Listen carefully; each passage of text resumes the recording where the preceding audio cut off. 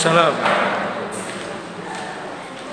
Innal hamdalillah nahmaduhu wa nasta'inuhu wa nastaghfiruh wa na'udzu billahi ta'ala min shururi anfusina wa min sayyiati a'malina. Man yahdihillahu fala mudilla lahu wa man yudlil fala hadiya lahu. Wa asyhadu an la ilaha illallah wahdahu la syarika lahu wa asyhadu anna Muhammadan 'abduhu wa rasuluh. Ya ayyuhalladzina amanu taqullaha haqqa tuqatih wa la tamutunna illa wa antum muslimun.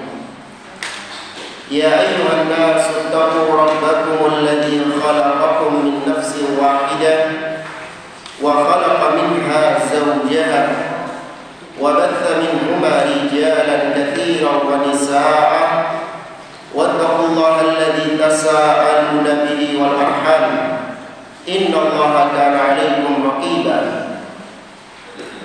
Ya ayyuhalladzina amanu taqullaha wa qulu qawlan sadida yuslih lakum a'malakum wa yaghfir lakum dhunubakum wa man yuti'illaha wa rasulahu faqad faza fawzan 'azima. Amma ba'd.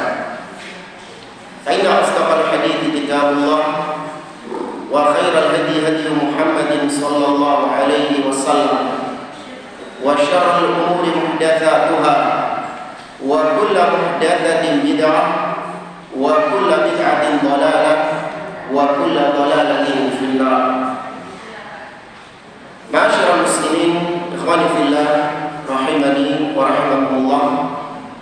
Alhamdulillah, segala puji bagi Allah Subhanahu wa taala yang telah melimpahkan kepada kita nikmat-nikmat-Nya sehingga pada pagi hari ini kita dipertemukan kembali oleh Allah di majelis ini untuk melanjutkan kembali pembahasan tafsir Juz Amma oleh Syekh Abdurrahman As-Sa'di rahimahullah ta'ala. Sebelumnya mohon maaf, kitabnya lupa ibu karena buru-buru tadi. Mudah-mudahan di pertemuan depan bisa dibagi kitabnya. Baik. Kita masih di tafsir surah An-Naba. Sampai ayat berapa Ibu? Ayat 30 ya? Ayat 17 sampai 30. Sampai di paragraf yang kedua. Paragraf yang kedua ini ayat 17 sampai 30. Allah Subhanahu wa taala berfirman, "A'udzu billahi minasyaitonir rajim. Qala Allah 'azza wa jalla, inna yaumal fasli kana miqata." Kata Allah, sesungguhnya hari al-fasl itu miqata, telah ditetapkan waktunya. Dan kita baca di sini penjelasan dari Syekh Abdurrahman As-Sa'di rahimahullah ta'ala. Mungkin untuk sementara, kalau mungkin ibu mau nyimak, itu bisa download aplikasi Quran di Android. Mungkin setiap antum ada yang sudah download ya, Quran Android yang biasa itu. Nah, kemudian ketika di translation terjemahan itu, nah itu pilih tafsir As-Sa'di, ada di situ. Nah, di terjemahan itu ada download, pilihan downloadnya, pilih tafsir As-Sa'di tulisan Arab.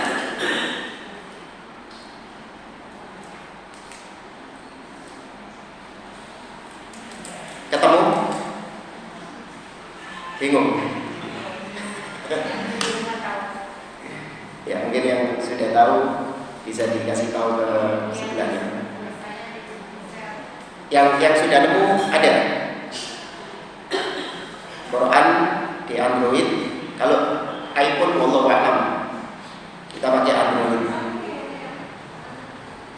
Nah, aplikasi Quran yang biasa umum di-download sama orang-orang itu, nah itu kan ada translation, terjemahan. Terjemahannya itu berbagai macam bahasa. As-Sa'di. Coba dilihat satu-satu, ada Ibnu Katsir, ada tafsir Al-Qurtubi, ada tafsir As-Sa'di, tulisannya itu. Ada yang sudah dapat?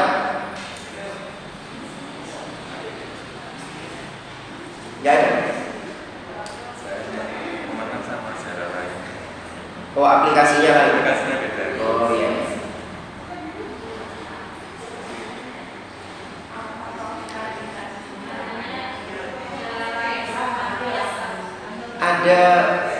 Ada kok As-Sa'di. Mungkin beda aplikasi. Ada Jalalain, ada Tafsir Muyassar, ada Ibnu Katsir, ada banyak itu pilihannya. Kok cuma 2 dong?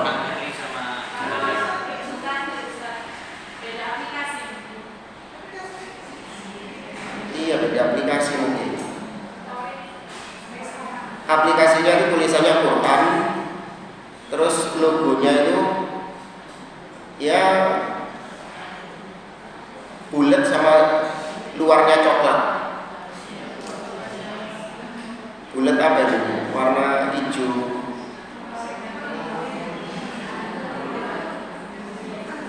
Ya wis lah, disimak aja lah.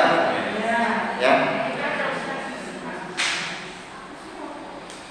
Allah Azza wa Jalla mengatakan inna yaumal fasli kana miqata, sesungguhnya hari al-fasl itu miqata, telah ditentukan waktunya. Kata beliau, dzakara ta'ala ma yakunu fi yaumil qiyamah alladhi yatasaalu anhu al-mukadzibun. Nah, mulai ayat ini Allah Subhanahu wa taala mulai menyebutkan tentang perkara hari kiamat yang kaum musyrikin sebelumnya bertanya-tanya tentang hal itu. Kan di ayat pertama disebutkan amma yatasaalu, tentang apa mereka saling bertanya-tanya, anin naba'il azim, tentang berita yang besar. Berita apa itu? Yaitu berita tentang terjadinya hari kiamat. Karena orang-orang musyrikin sudah kita sampaikan, mereka mendustakan adanya hari kiamat. Tidak ada, kata mereka, manusia kalau mati terus dibangkitkan lagi, hidup lagi, mempertanggungjawabkan amalannya, itu nggak ada, nonsense, nggak mungkin. Nah, maka di ayat 17 ini Allah mulai menyebutkan tentang adanya hari kiamat untuk membantah mereka yang mendustakan hari kiamat ini. Wa yajhaduhu al-mu'anidun, di mana hari kiamat ini didustakan oleh orang-orang yang cengkal, ya, oleh orang-orang yang mengingkarinya. Annahu yaumun 'azim. Di ayat ini dan seterusnya Allah akan menyebutkan bahwa hari kiamat itu adalah hari yang besar, hari yang agung. Ya. Nah, disebut yaumul fasli. Al-fasl itu artinya hari pemisahan, atau juga bisa hari ketetapan, ditetapkan. Kenapa disebut hari yang memisahkan? Karena di hari tersebut, hari kiamat tersebut, terpisahkan antara mukmin dan kafir, terpisahkan antara orang soleh dengan ahli maksiat, terpisahkan, ini ujungnya, antara ahlul jannah dengan ahlul nar. Itu kenapa disebut yaumul fasl, hari pemisahan. Nanti akan ada yang terpisah, bapak sama anaknya terpisah, bapaknya di neraka, anaknya di surga, atau sebaliknya, suami sama istri bisa saja terpisah di hari itu, suami di surga, istri di neraka, atau sebaliknya, dan lain-lain.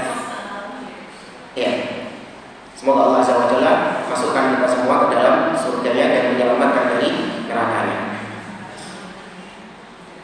Atau hari keputusan, al-fasl juga artinya hari diputuskan, ditetapkan, yaitu Allah Azza wa Jalla akan menetapkan tempatnya di surga atau di neraka.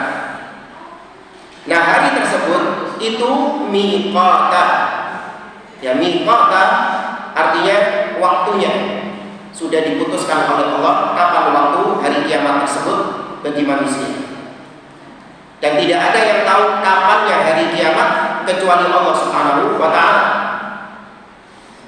Ya, tidak ada yang tahu kapannya hari kiamat, hari hanya kiamat kecuali Allah Azza wa Jalla. Nah, dalil yang menguatkan hal ini ibu-ibu bisa lihat di surat Al-A'raf. Salah satunya kan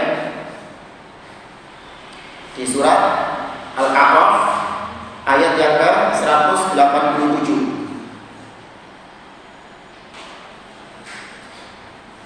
Surat Al-A'raf ayat 187. Allah mengatakan yas'alunaka 'anis sa'ati ayyana mursaha. Mereka bertanya kepadamu wahai Muhammad tentang kiamat, bila mana terjadi, kapan terjadinya. Qul, katakanlah, innama ilmuha 'inda rabbi. Sesungguhnya ilmu tentang hari kiamat, pengetahuan tentang hari kiamat, kapan terjadinya, 'inda rabbi, ada di sisi Rabbku. La yujalliha liwaqtiha illahu. Allah tidak akan menampakkan waktunya kecuali Dia yang tahu kapan waktunya itu. Tidak Allah beritahukan. Thaqulat fis samawati wal ardh. Sangat berat perkara hari kiamat ini di langit dan di bumi. La ta'tikum illa baghtah. Tidak akan datang hari kiamat itu kepada kalian kecuali tiba-tiba. Yas'alunaka ka'annaka hafiyun anha. Ya, mereka bertanya kepadamu wahai Muhammad tentang hari kiamat tersebut seakan-akan kau lebih tahu tentang hari kiamat itu. Qul innama ilmuha 'indallah. Katakanlah, sesungguhnya yang tahu ilmu tentang hari kiamat itu di sisi Allah Subhanahu wa ta'ala.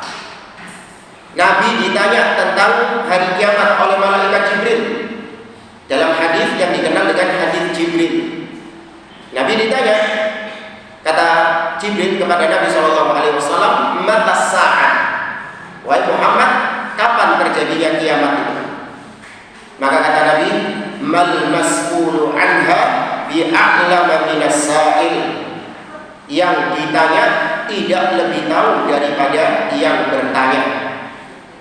Ya, jadi baik Nabi Muhammad SAW atau malaikat Jibril, dua-duanya tidak tahu kapan terjadinya hari kiamat tersebut. Ya, kita tahunya hari kiamat itu dekat. Kata Nabi SAW, wa'iftu was-sa'ah kahatain. Kata Nabi, diutusnya aku dan hari kiamat itu seperti jaraknya itu seperti dua jariku. Ya, dekat. Ya, dekat juga relatif. Ya kan, namanya dekat itu relatif. Segala sesuatu yang terjadi di masa yang akan datang itu dekat. Kematian kita itu dekat atau jauh? Dekat, karena itu akan datang. Ya. Dan maka hari kiamat yang kita ketahui itu dekat. Kemudian waktunya yang kita ketahui adalah hari Jumat. Ya, tapi Jumat kapan? Mau Jumat Kliwon, Jumat Wage, wallahu a'lam. Ya, kan? Tapi Nabi SAW menyebutkan kiamat terjadi pada hari Jumat. Maka waktu sudah ditentukan oleh Allah Subhanahu wa ta'ala. Ya, bukan kemudian belum ditentukan waktunya, kemudian Allah terserah kapan mau menentukan waktunya. Enggak, sekarang ini sudah ditentukan, sudah sejak dahulu ditentukan kiamat itu kapan. Ya. Jadi jangan dianggap terus habis itu lihat bisa wis kiamat wis. Tak delok manusia kok tambah ngawur-ngawur ini. Bisa wis kiamat wis. Enggak. Ya, bukan Allah baru punya ide untuk kiamat ketika itu, enggak. Sudah ada waktunya.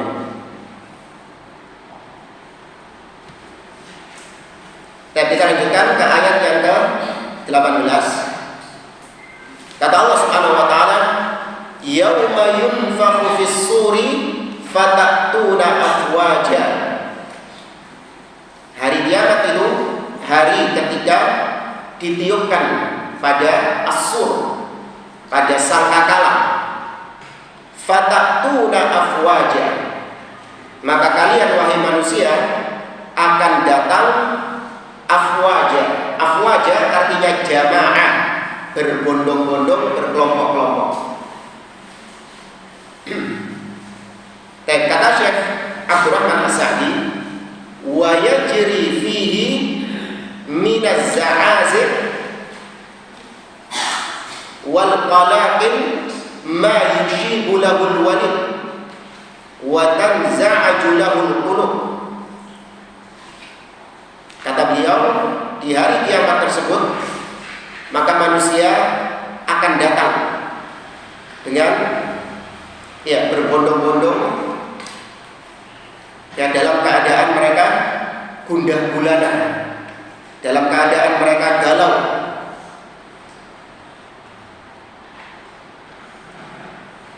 di mana hati mereka itu takut tatkala terjadinya hari kiamat tersebut.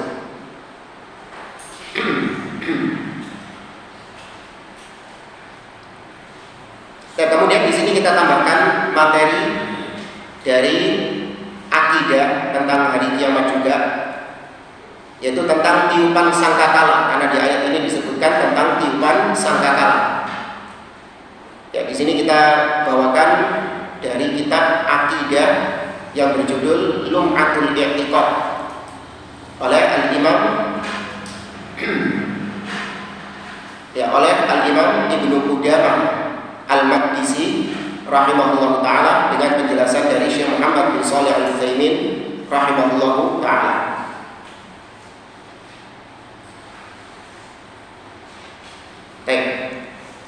Kata beliau, as-sur wa yunfakhu fis-sur yauma yunfakhu fis-sur. As-sur itu secara bahasa artinya adalah al-qarn, tanduk. Ya, as-sur dalam ayat itu artinya adalah tanduk secara bahasa. Adapun secara istilah, ketika disebutkan as-sur itu maknanya adalah qarnun 'azimun, tanduk yang besar, iltaqamahu Israfil, yang ditiupkan oleh malaikat Israfil, yang tadiru mata yumar binafsihi, di mana dia sekarang menunggu perintah dari Allah untuk meniupnya. Ini bukan berarti kemudian Israfil sekarang nganggur. Ya, Jibril sekarang nganggur karena nggak ada lagi wahyu. Enggak. Ya, kita nggak tahu, malaikat ditugaskan oleh Allah Subhanahu wa ta'ala dengan tugas yang bermacam-macam. Terkadang satu malaikat tugasnya banyak. Jibril itu bukan cuma menurunkan wahyu saja. Jibril juga ditugaskan ikut berperang ketika perang Badar. Ya kan? Ketika perang Badar, Allah Azza wa Jalla memerintahkan Jibril untuk ikut dalam medan peperangan, membantu kaum muslimin ketika perang Badar. Ya, jadi sekali lagi jangan ada di mindset kita malaikat tugasnya cuma satu, cuma itu dong. Ya, Israfil tugasnya meniup sangkakala, sekarang belum ditiup berarti si Israfilnya nganggur. Enggak. Bahkan minimal pekerjaan mereka adalah bertasbih, ya, memuji Allah Subhanahu wa ta'ala. Itu minimal pekerjaan mereka. Wa Israfil ahadul malaikatil kiram, dan Israfil adalah salah satu malaikat alladzina yahmiluna al-'arsy, yang memikul 'arsy Allah. Tuh, tugas Israfil bukan cuma niup sangkakala. Ternyata dia juga salah satu malaikat yang memikul 'arsy Allah. Seperti yang Allah katakan dalam surat Al-Haqqah, Allah mengatakan wa yahmilu 'arsya rabbika fawqahum yawma idzin thamaniyah, dan 'arsy Allah dipikul oleh 8 malaikat. Nah, salah satunya adalah Israfil, peniup sangkakala. Kemudian tiupan sangkakala itu terjadi 2 kali. Ya, tiupan sangkakala itu terjadi 2 kali. Nafkhatul faza', tiupan yang pertama adalah tiupan yang mematikan manusia ketika itu. Bukan cuma manusia saja, mematikan makhluk. Ya, tiupan yang mematikan makhluk-makhluk. Illa kecuali yang Allah kehendaki tidak mati.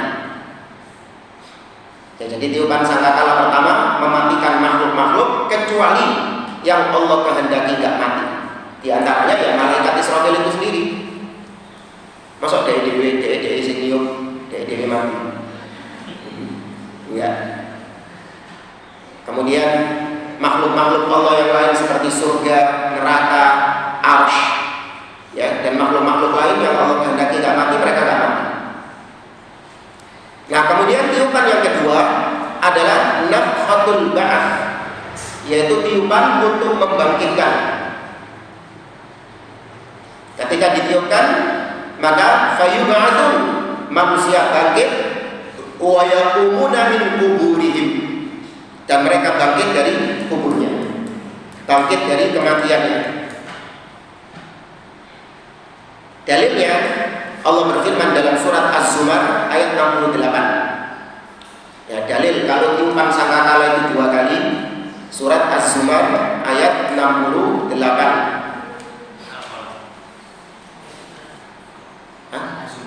Az-Zumar. Ya, surat Az-Zumar ayat 68. Allah berfirman, wa nufikha fis-suri fasa'iqa man fis samawati wa man fil ard illa man sya'allah.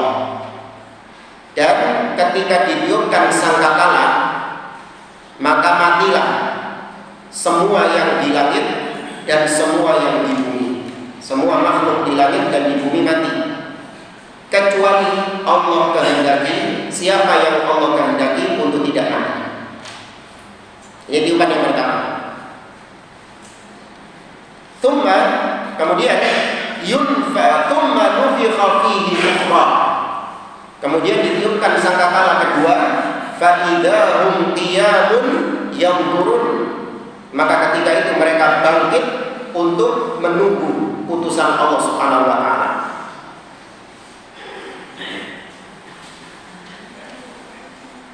Ya, maka tiupan sangkakala itu terjadi 2 kali.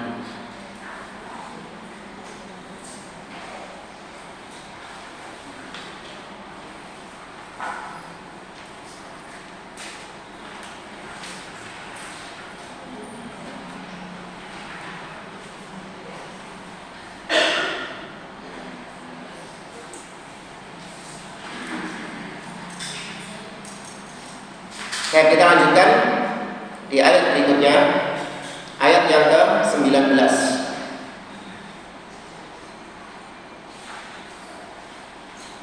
Jadi tambahan juga belum kita sampaikan, tiupan sangkakala itu langsung terjadi dan manusia mati semuanya, kemudian ditiupkan lagi, manusia bangkit semua. Jadi tidak ada kloter-kloteran ya. Kloter pertama yang dibangkitkan dari zaman sekian sampai sekian, kemudian kloter kedua dari zaman sekian sampai sekian, enggak, langsung seketika itu. Makanya di sini disebutkan afwaja, secara berbondong-bondong bersamaan semuanya. Ya, tidak kloter-kloteran. Itu orang naik haji kloter-kloteran ya. Kalau kiamat tidak ada kloter-kloteran.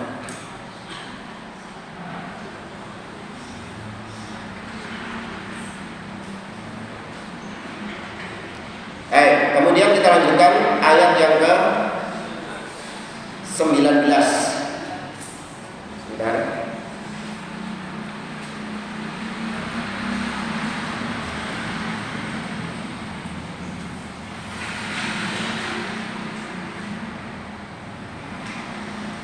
Ayat yang ke-19, Allah Azza wa Jalla mengatakan, wa futihatis sama'u fakanat abwaba. Kata Allah Subhanahu wa taala, dan dibukalah pintu-pintu langit, atau dan dibukakan langit, maka didapati langit itu ternyata ada pintu-pintunya. Itu maksudnya. Ya, dan dibukalah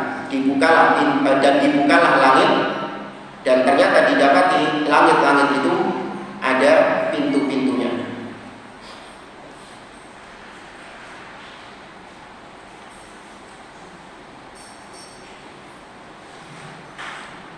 Dan kata beliau, futihat wan farajat, langit-langit itu terbuka, fatakunu abwaban, maka di langit-langit itu ada pintu-pintunya, yusyahiduhan nas, manusia melihat ketika itu, tatkala terjadinya hari kiamat, betapa pintu-pintu langit terbuka. Ba'da an kanat saqfan mahfudha, padahal sebelumnya kita dapati langit ini seperti atap yang tertutup. Ya, sekarang ini kita lihat langit seperti atap yang tertutup, tapi nanti pada hari kiamat terbuka dan ada pintu-pintu yang terlihat di situ. Wa fi hadza dalilun ala kamali qudratillahi azza wa jalla. Di sini merupakan bukti nyata tentang kebesaran Allah Subhanahu wa taala, tentang kemahakuasaan Allah Subhanahu wa taala. Anna hadhihi as-sab'a ashidat yaj'aluha Allah taala yaumil qiyamah ka'an lam takun. Langit 7 lapis yang sangat kuat, yang sangat kokoh, yang sangat besar, itu dijadikan oleh Allah Subhanahu wa taala terbuka. Yang dijadikan terbuka oleh Allah Azza wa Jalla, dan ada pintu-pintu di dalam langit tersebut. Cuma nggak perlu dibayangkan pintunya gimana, ono pusene kan? Ya pusene apa kayu apa aluminium, apa gak rayapan kalau pusene kayu? Enggak, ini terlalu lebay. Selalu apa-apa dibenturkan sama akal, enggak sehat orang kayak gini. Ya, masalah demikian tidak bisa akal kemudian dibentur-benturkan dengan dalil. Namanya dogma agama itu diimani, ya, bukan dibenturkan dengan akal.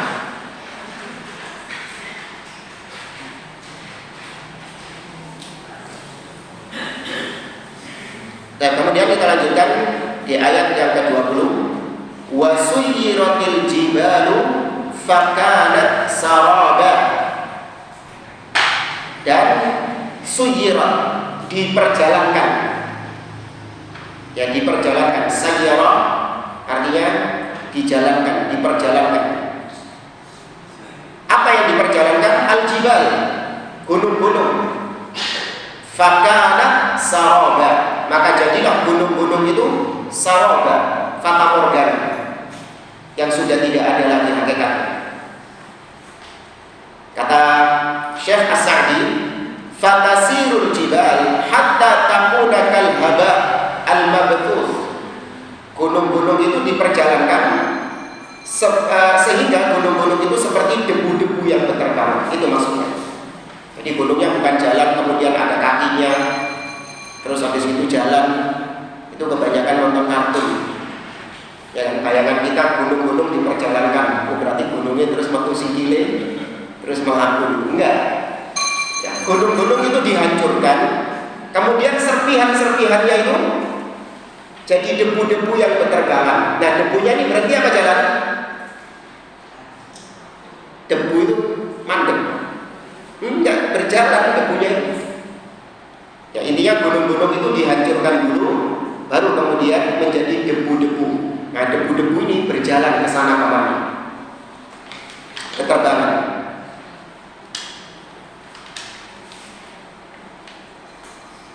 Wa tanshaqqus sama hatta takuna abwaban, dan seterusnya. Ya, gunung-gunung itu diperjalankan, debu-debunya berterbangan sehingga seperti saroba. Ya, saroba fata morgana, orang melihat itu biar nanti ini ono gunung, masih terbayang-bayang di matanya itu ada gunung yang menjulang tinggi, tapi sekarang kok didekati nggak ada gunungnya.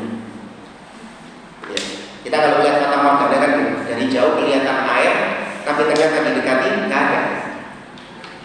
Demikian juga fata morgana di hari kiamat, seorang melihat debu yang banyak seakan-akan itu gunung, tapi ketika didekati ternyata tidak ada gunung, hanya debu-debu yang berterbangan.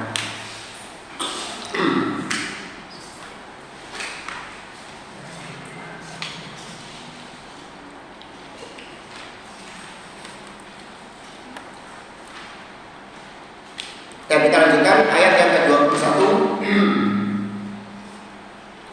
Allah mengatakan, inna jahannama kanat mirsada. Kata Allah, sesungguhnya neraka jahanam itu mirsada, senantiasa mengintai. Ya, neraka jahanam itu senantiasa mengintai. Langsung disambung sama beliau di ayat 22, lit-taghina ma'aba. Neraka jahanam itu adalah tempat yang senantiasa mengintai. Siapa yang diintai? At-taghin, orang-orang yang tagha, melampaui batas. Ya, ma'aba artinya adalah tempat mereka. Ma'aba itu artinya tempat. Jadi neraka jahanam itu adalah tempat bagi orang-orang yang taghin, orang-orang yang melampaui batas. Kata Syekh, wa tuqadu naru jahannam. Maka pada hari kiamat neraka jahanam itu dipanaskan.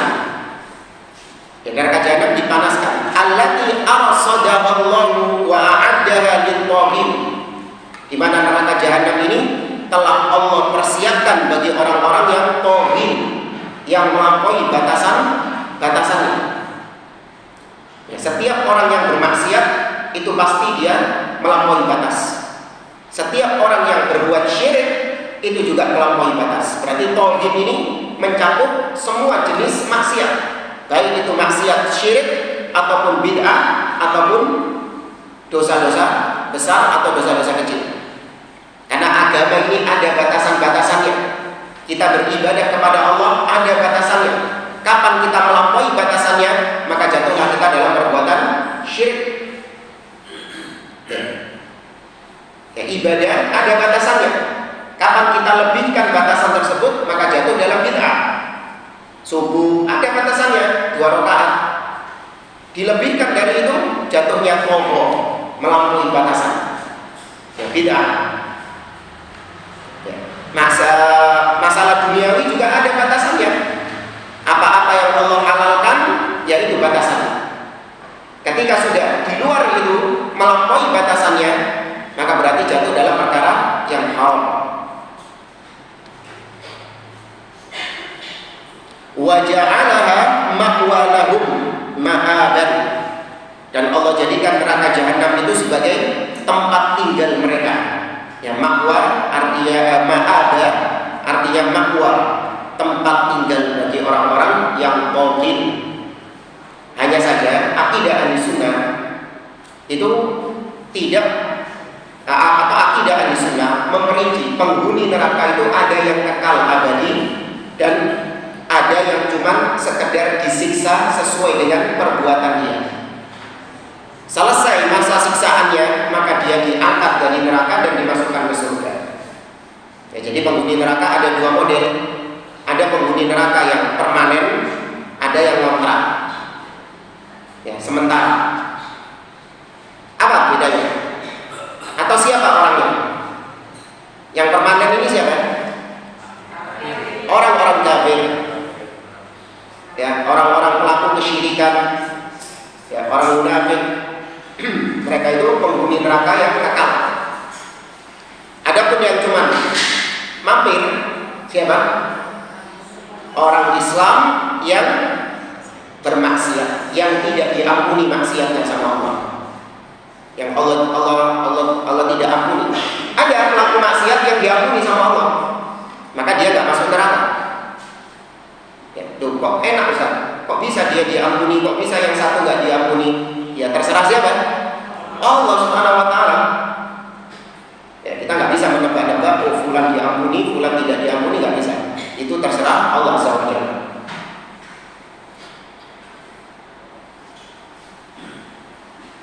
Kemudian lanjut ayat 23, Allah mengatakan labithina fiha ahqaba. Labithina yaitu mereka tinggal. Labithina artinya tinggal. Kam labithtum fil ardi adada sinin. Di akhir-akhir surat Al-Mu'minun. Ya, labitha artinya berapa lama kalian tinggal. Atau di surat Al-Kahfi. Ya, pemuda-pemuda Ashabul Kahfi itu kan ketika bangun dari tidurnya, mereka mengatakan, kam labithtum, berapa lama kalian tinggal? Qalu labithna yauman aw ba'da yaum. Kami tinggal di dalam gua sehari atau sebagian hari saja. Ya, labitha artinya tinggal, menetap. Nah, di sini labithina, mereka tinggal fiha, di sana. Maksudnya di mana itu? Di neraka, karena konteksnya ini bicara masih tentang neraka. Tauhid tadi di ayat sebelumnya itu, mereka tinggal di neraka ahqaba. Ahqaba jamak dari hukum. Ya, hukum. Ya, hukum ini artinya durasi waktu yang lama. Satu hukum saja, para ulama berbeda pendapat tentang berapa lamanya. Ini disebutkan dalam bentuk jamak, ahqaba, berhukum-hukum. Berarti dalam jangka waktu yang sangat lama sekali. Ya, kita baca lebih jelas penjelasan dari Syekh. Kata beliau, wa annahum yalbithuna fiha ahqaba katsira. Mereka, yakni taghin tadi, tinggal di dalam neraka jahanam dalam masa hukum ahqaba. Ya, wal hukum ala ma qalahu katsirun minal mufassirin 80 sana. Dan hukum itu kalau dalam penafsiran para ulama itu yang masyhur, satu hukum itu 80 tahun. Ya, satu hukum itu 80 tahun istilah mereka. Berarti ini jamak. Jamaknya juga tidak ditentukan berapa. Berarti mereka tinggal di sana dalam jangka waktu yang lama, alias kekal selama-lamanya. Ya, kalau dia orang kafir, dia kekal selama-lamanya. Kalau dia orang beriman, tetap lama. Jadi jangan enak-enakan kalau orang beriman itu masuk neraka sediluk paling. Ya, paling cuma sebentar, masuk sebentar terus dikeluarkan lagi. Ya, sebentar kalau hitungan dunia mungkin, karena di hitungan akhirat satu hari itu seperti 1000 tahun lamanya. Ya, bagaimana kalau 80 tahun? Ya, bagaimana kalau bertahun-tahun berhukum-hukum di sana? Ya, maka kita minta kepada Allah diselamatkan dari neraka tersebut, tidak menggampangkan dosa-dosa.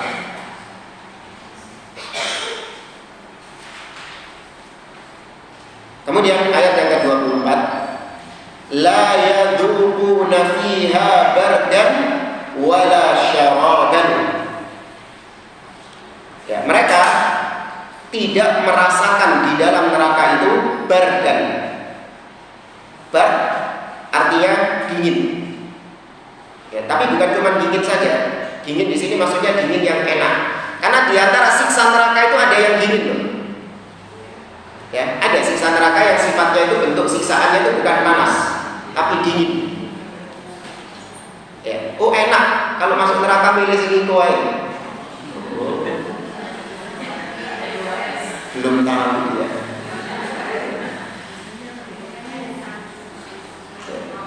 Lo dingin itu kalau lama-lama panas juga. Anda kalau pernah pegang es batu, coba nanti di rumah ada es batu, ambil di freezer, pegang. Pegang di tangan 1 menit, 2 menit, 5 menit ya. Yang Anda rasakan di tangan bukan dingin. Apa? Panas. Ya, panas. Nah, di sini bukan dingin yang siksa, tapi di sini adalah dingin yang sejuk.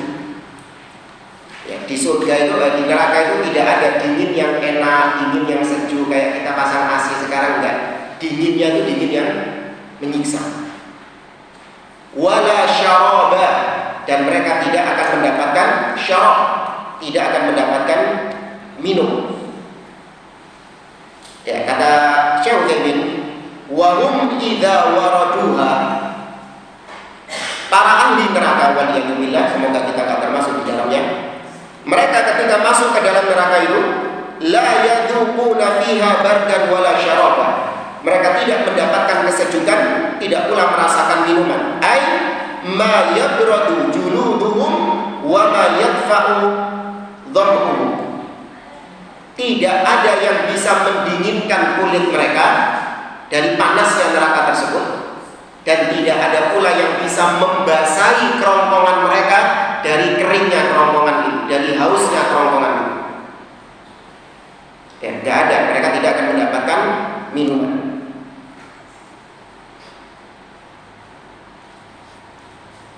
Jadi siksanya itu dohir, luar dan dalam. Siksa di luar, mereka panas, kulit mereka terbakar. Mereka tidak mendapatkan sesuatu yang bisa mendinginkan kulit mereka, menetralisir panas yang ada di kulit mereka, enggak. Bahkan kalau kulit mereka sudah matang, diganti sama Allah dengan kulit yang baru. Ya, ketika kulit mereka sudah melepuh, nyenyek, belenyek, kita ya, itu diganti dengan kulit yang baru. Karena mungkin ada sebagian yang beranggapan ya siksa neraka itu paling sakitnya itu sebentar. Kok nek wis kulino, nek wis biasa, gak sepiro-loro. Ya, kalau sudah biasa enggak seberapa sakit. Ya, kayak misalnya orang itu kalau sudah terbiasa dia kena panas, maka berikutnya itu sudah enggak seberapa berasa panasnya. Ya, sudah enggak seberapa berasa panasnya. Karena sudah terbiasa. Ya, tapi kalau diganti dengan kulit yang baru, berarti panasnya berasa seperti baru lagi. Ya, panasnya seperti baru lagi. Ya, dalilnya Anda bisa lihat dalam surah An-Nisa. Ayat yang ke ulama nadijat juludun.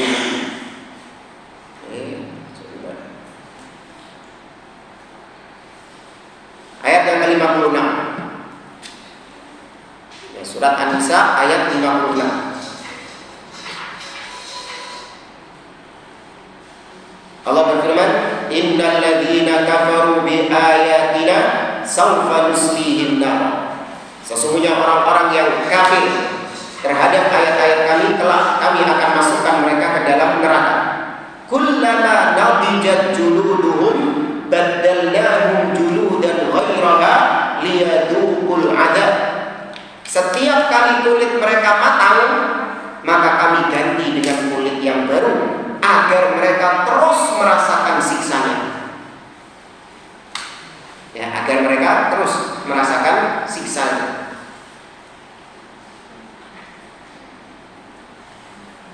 Dulu orang awal-awal pindah ke Surabaya, Sidoarjo misalnya, dari tempat yang dingin katakanlah.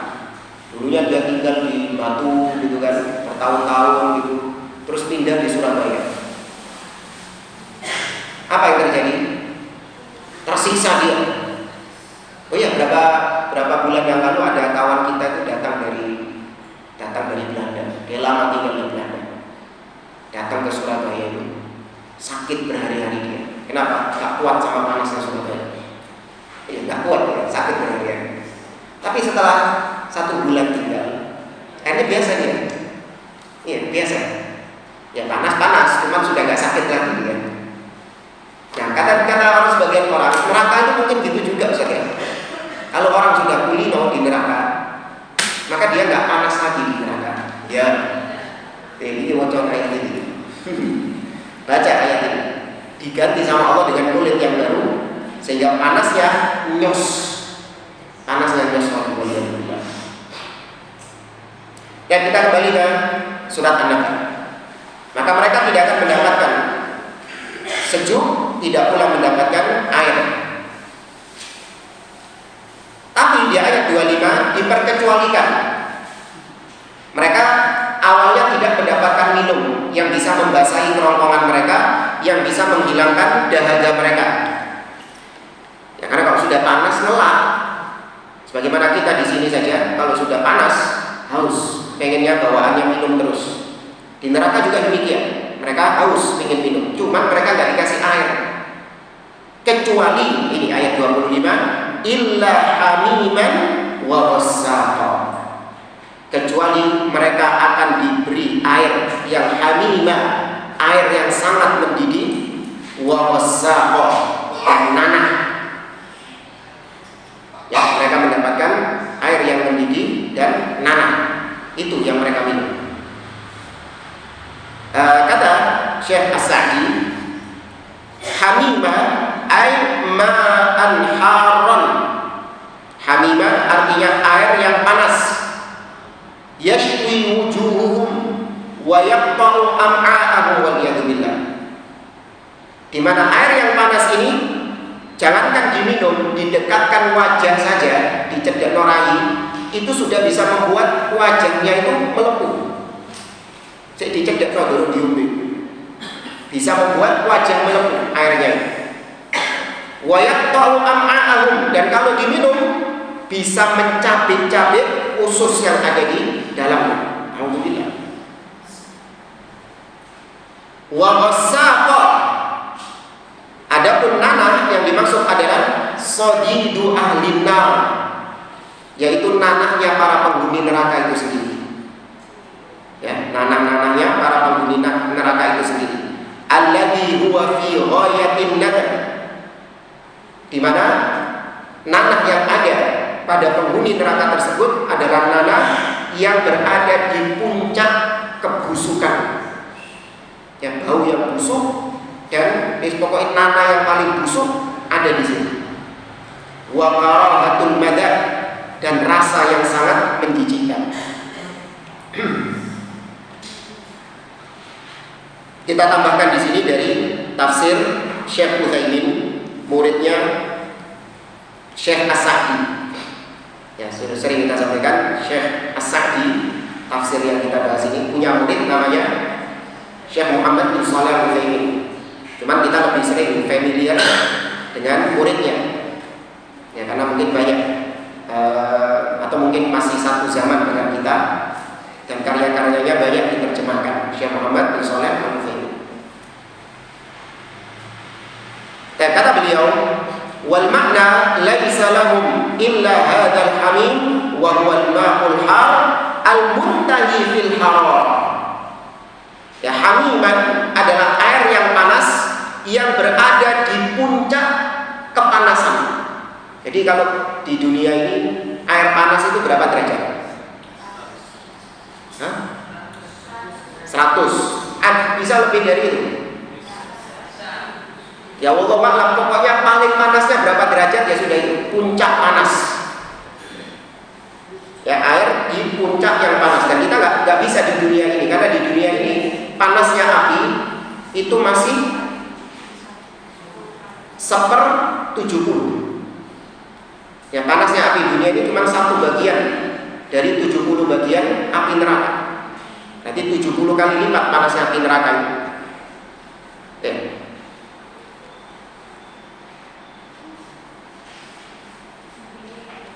Allah berfirman di dalam surat Al-Kahfi ayat 29.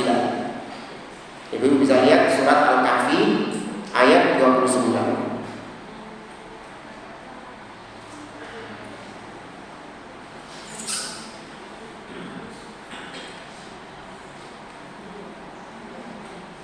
Sudah ketemu?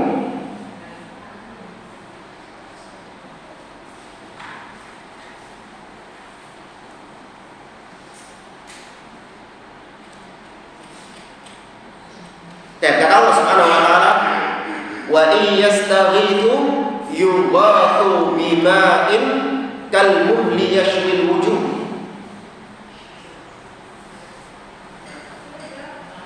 Sudah ada? Ayat yang ke-29. Tapi di tengah-tengahnya, enggak dari awal. Wa iyastaghithu yughathu bima'in kalmuhli yashwil wujuh. Tatkala mereka meminta air, penghuni neraka itu, ketika mereka jalur-jalur banyu, yughathu, maka mereka diberi air. Apa airnya? Bima'in, dengan air kalmuhli, seperti besi yang mendidih. Ya, ibu tahu besi itu kalau dipanaskan akan meleleh. Nah, itu seperti itu panasnya. Kalmuhli, seperti besi yang mendidih, yashwil wujuh, yang bisa menghanguskan dan bisa membuat wajah menjadi melepuh. Belum diminum itu, dicek dan nonton wis kok. Bisa syarabu, kata Kata Allah dalam surat Al-Kahfi tadi, itulah seburuk-buruknya minuman. Kalau ibu mau jualan itu di pinggir jalan ada yang beli, yang minuman besi mendidih. Nah, kau masuk dulu, mau diminum.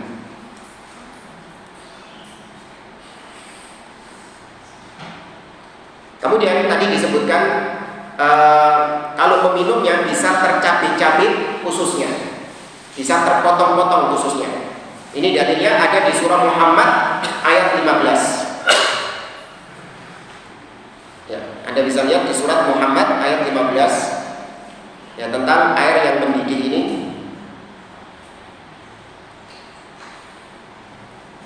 Allah mengatakan wasuqu ma'an hamiman. Mereka diberi minum air hamiman yang mendidih.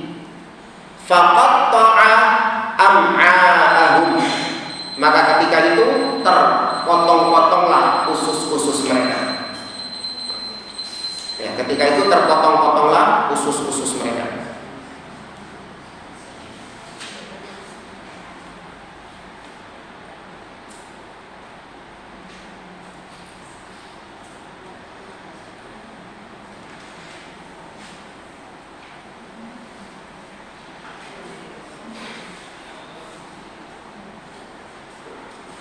Dan kita lanjutkan ayat yang ke-26.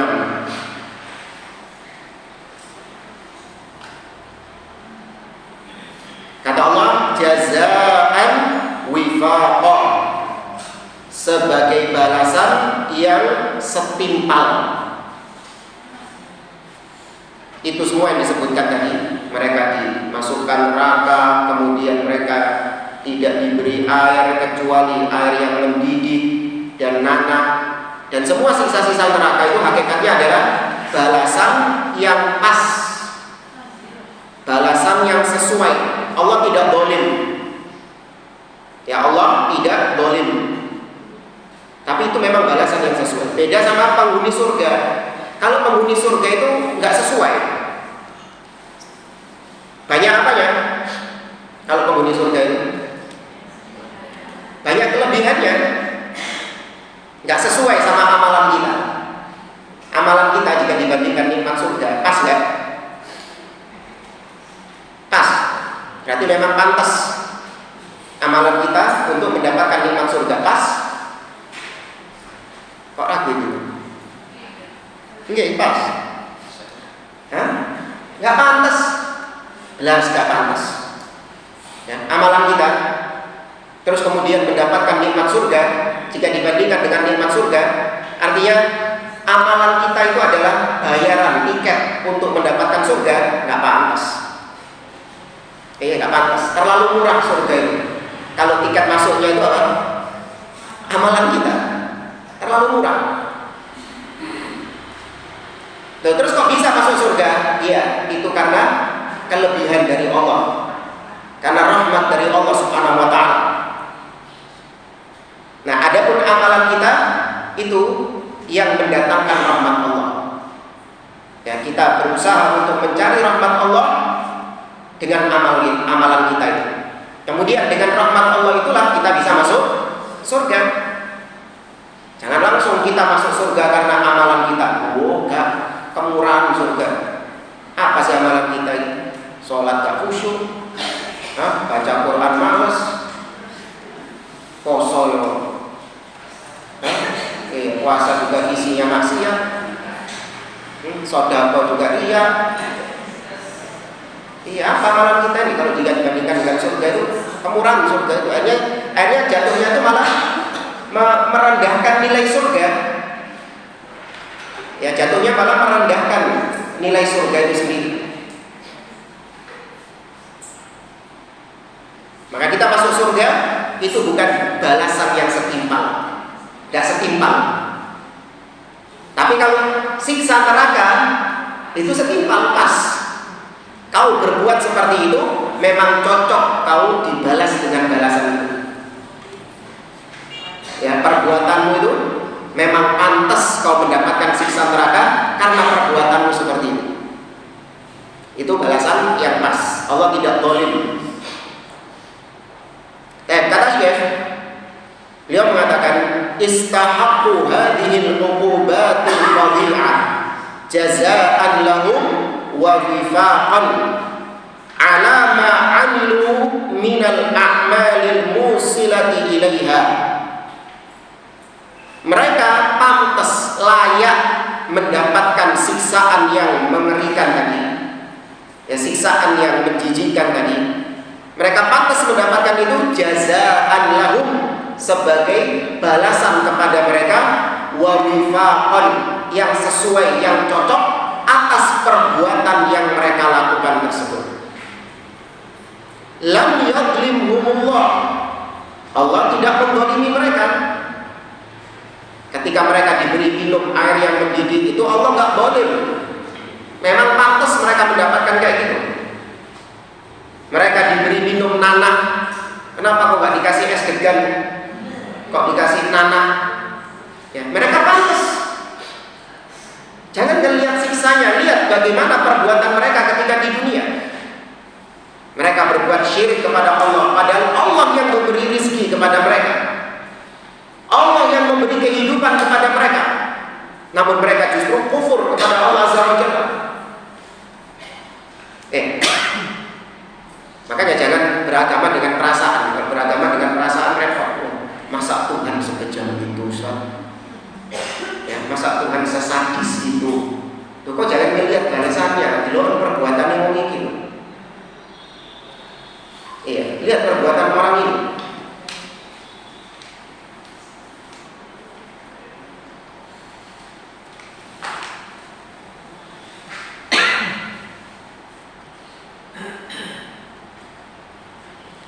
Ibarat seperti misalnya ada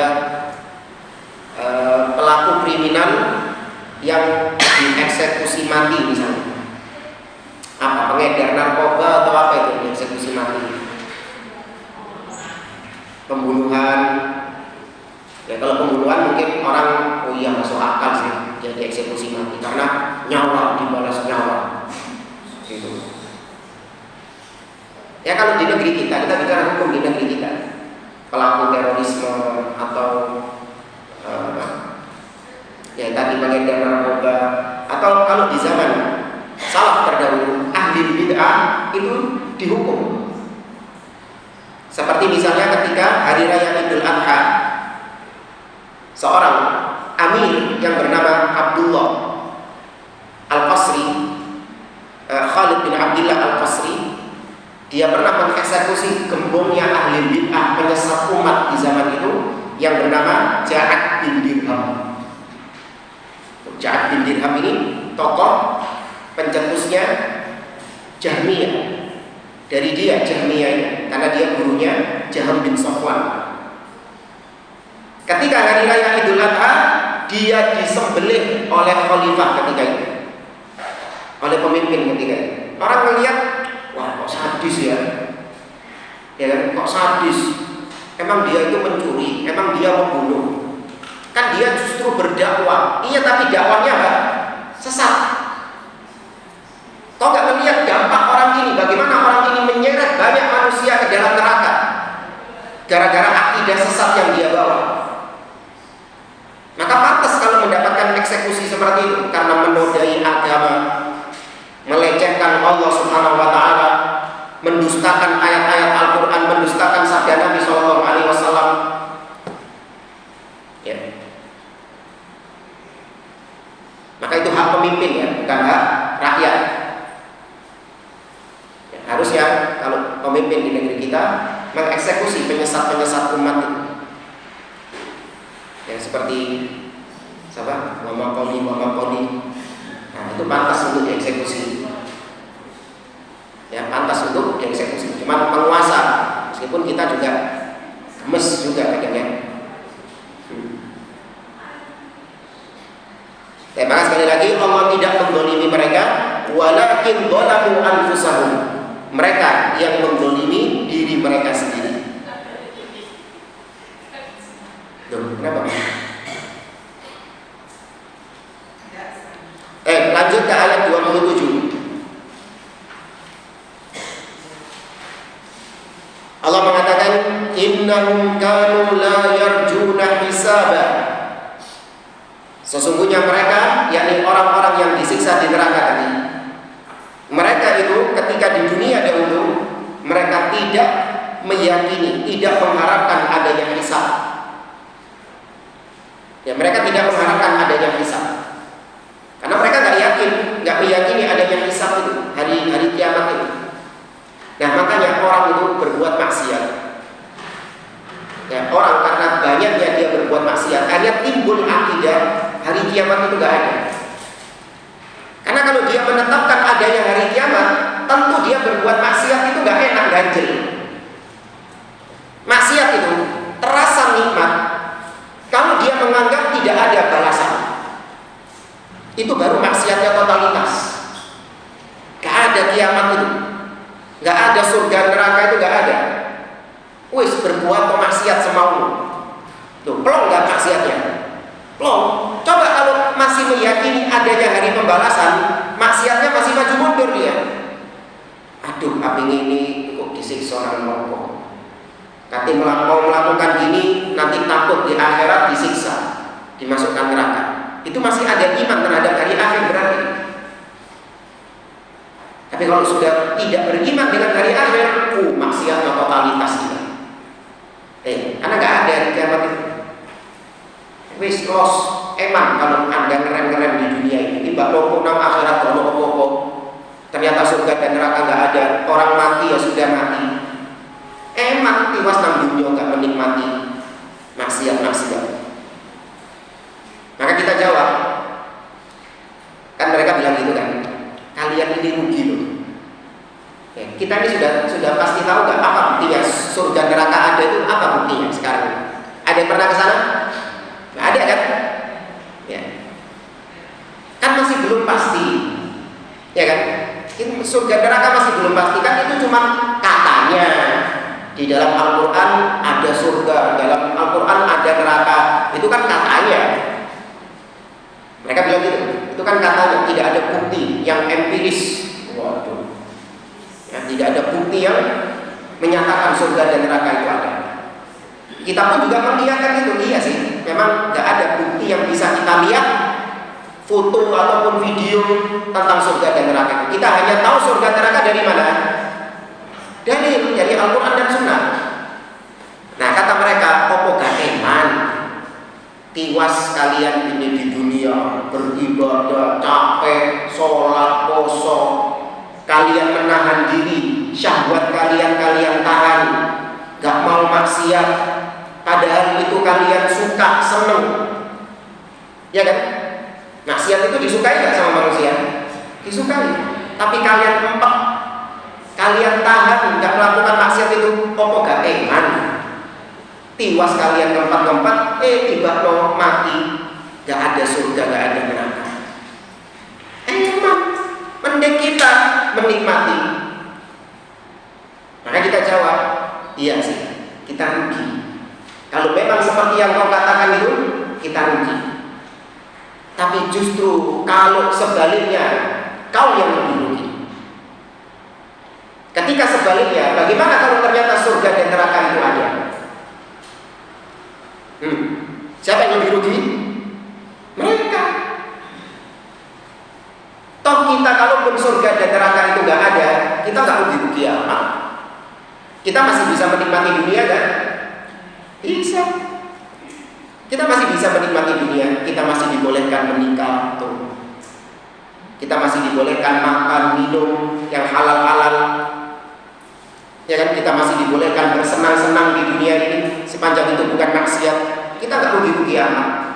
Justru kalian yang tidak percaya adanya hari kiamat, bagaimana nanti kalau ternyata hari kiamat itu beneran ada? Kau yang rugi, disiksa oleh Allah di neraka jahanam tanpa ada batasan waktu, sampai selama-lamanya kau disiksa. Dan maka mereka tidak mengharapkan adanya neraka. Kata Syekh, tidak mengharapkan adanya hari perhitungan. Kata Syekh, wa dzakara a'malahum allati istahaqqu biha hadzal jazaa. Di ayat ini, ayat 27 ini, Allah menyebutkan kenapa sih mereka kok disiksa di neraka itu. dosa apa yang mereka lakukan, kesalahan apa yang mereka lakukan sampai mereka itu mendapatkan siksa neraka. Ini kesalahannya, salah satunya. Mereka itu tidak meyakini adanya hisab. Ya, mereka tidak meyakini adanya hisab. Ay la yu'minuna bil ba'ts. Mereka tidak beriman dengan hari kebangkitan. Wala annallaha yujazi al-khalq. Dan mereka tidak percaya, tidak beriman kalau Allah akan memberi balasan kepada hamba-hambanya. Enggak percaya mereka. Bil khairi wasyarr. Mereka enggak percaya, enggak beriman kalau Allah kelak di akhirat akan memberi balasan kebaikan kepada yang berbuat baik, dan Allah akan membalas keburukan bagi yang berbuat keburukan. Falidzalika ahmalul amal lil akhirah. Karena mereka tidak percaya itu, maka mereka tidak beramal untuk akhirat. Ya, mereka tidak beramal untuk akhirat karena mereka sudah tidak percaya dengan akhirat. Ngapain? Ya, kita memperbanyak bekal menuju akhirat. Emang akhirat itu akhir? Ya. Ibarat juga seperti ini.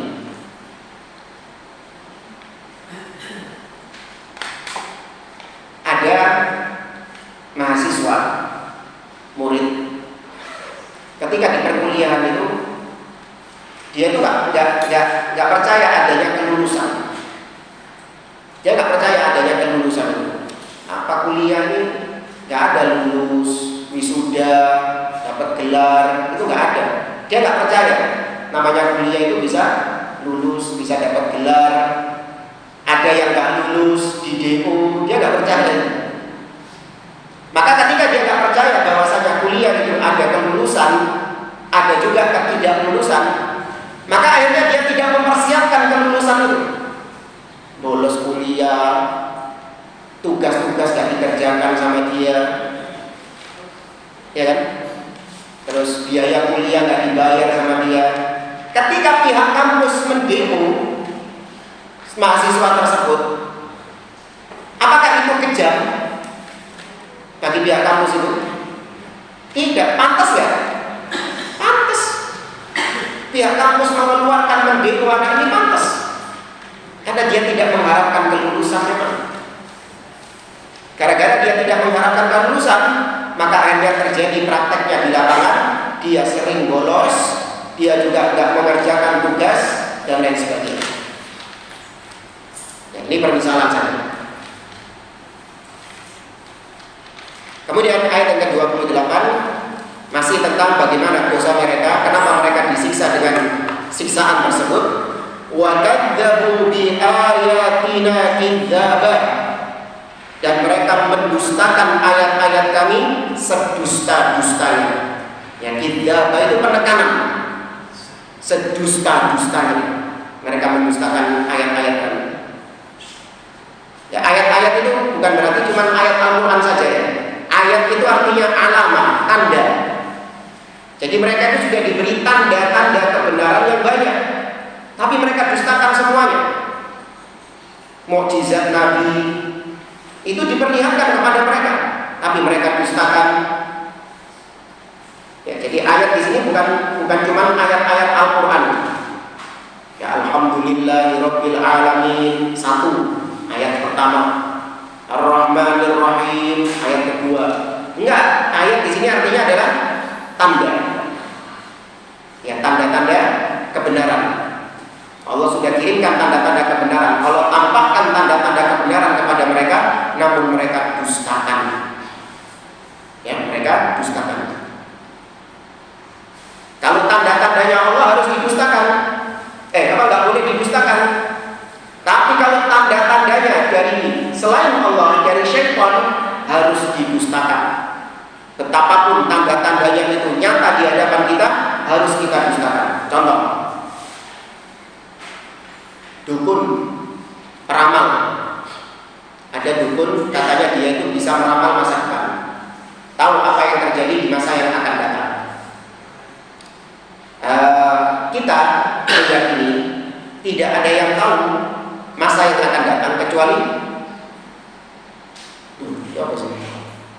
Kita meyakini tidak ada yang tahu masa yang akan datang, tidak ada yang tahu ilmu gaib kecuali Allah. Itu keyakinan kita. Dukun tahu nggak ilmu gaib? Nggak tahu. Ya, nggak tahu dukun itu. Cuma ngaku-ngaku tahu saja. Nah, ada kejadian gini.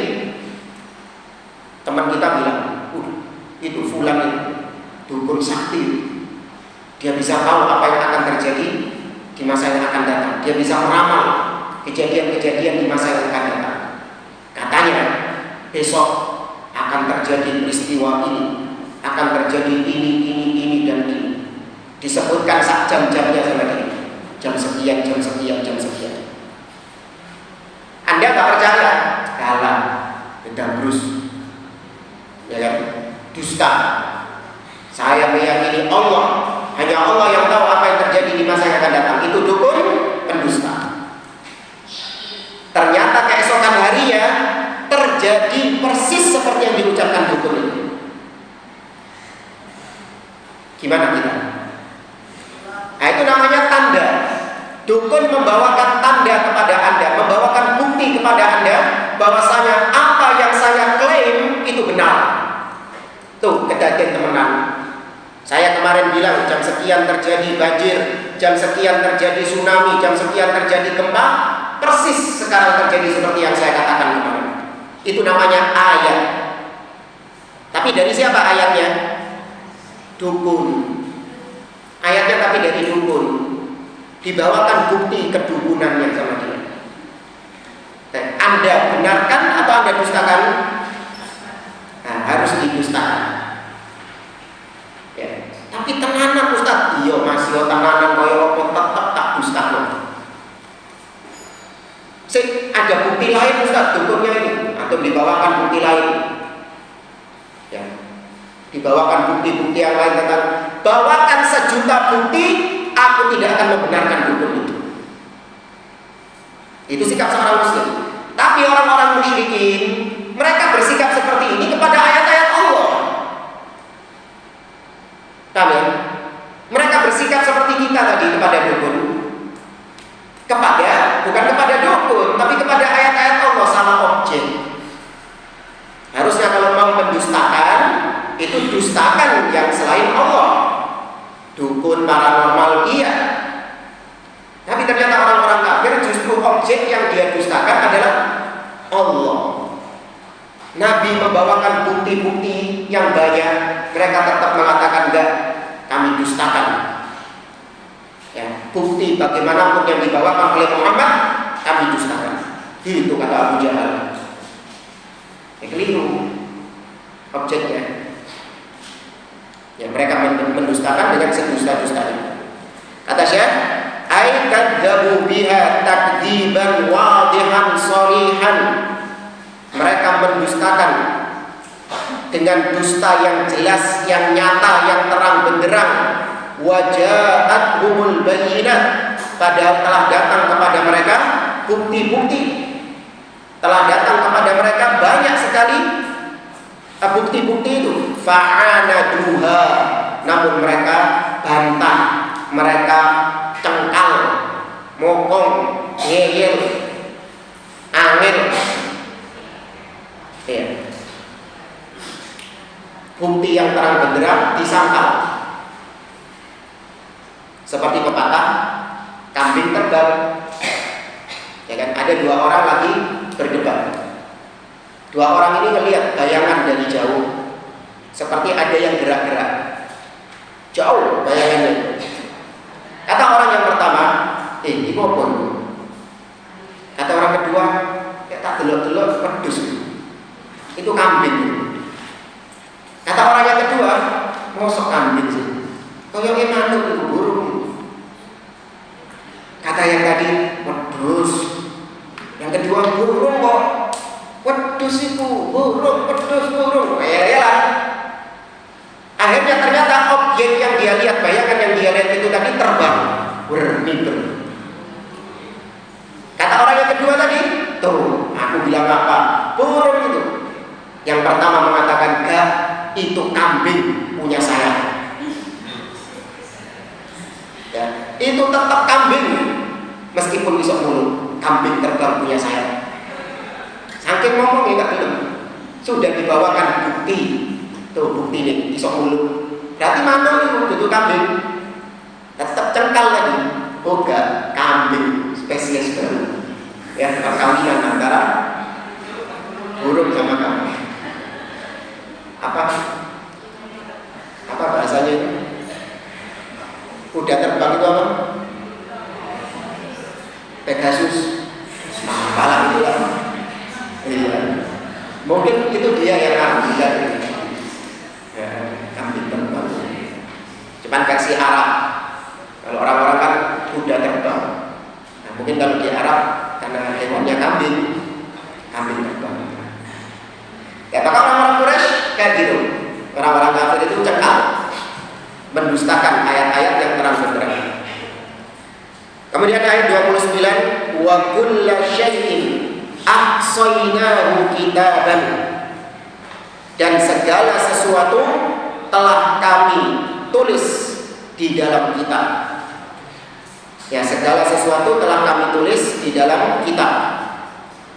Kata beliau, segala sesuatu min qalilin wa kathirin, baik itu peristiwa besar ataupun peristiwa yang kecil, wa khairin wa syarrin, baik itu peristiwa baik ataupun peristiwa buruk, apapun kejadian itu ahsaynahu kitaban, telah kami tulis di dalam kitab, ay katabnahu fil lauhil mahfuz, telah kami tulis di al-lauhul mahfuz. Semua peristiwa yang terjadi, kita di hari ini kumpul di Masjid Al-Muhajirin ini, ada tulisannya nggak di lauhul mahfuz? Ada. Ya, kita baru tahu kalau itu ada di lauhul mahfuz dengan dua cara. Yang pertama, kalau ada dalilnya, baru kita boleh mengatakan itu ada di lauhul mahfuz. Contoh, turunnya Nabi Isa di akhir zaman, keluarnya Dajjal, Ya'juj Ma'juj, terbitnya matahari dari arah barat, ada nggak di lauhul mahfuz? Perlu tekondi untuk kejadian kok. Tahu dari mana? Dalil. Ya, dari Al-Quran dan Sunnah. Nah, yang kedua, kita baru tahu kalau itu sudah ada, kalau itu ada di lauhul mahfuz, kalau wis kedaden. Ketika sudah terjadi, baru kita katakan ini yang ditulis di lauhul mahfuz. Tapi kalau belum terjadi, nggak boleh kita mengatakan ada di lauhul mahfuz. Ada fulan senang sama fulana, cinta dia sama fulana itu. Kemudian dia gombal sama fulana tadi, mengatakan kau dan aku ini memang sudah ditakdirkan untuk bersama. Ya, memang sudah tertulis nama kita di lauhul mahfuz untuk bersama. Ngawur. Kenapa ngawur? Belum terjadi. Nggak boleh kau mengaku-ngaku tahu lauhul mahfuz kecuali dua tadi. Kalau ada dalilnya dan kalau sudah terjadi. Makanya sekarang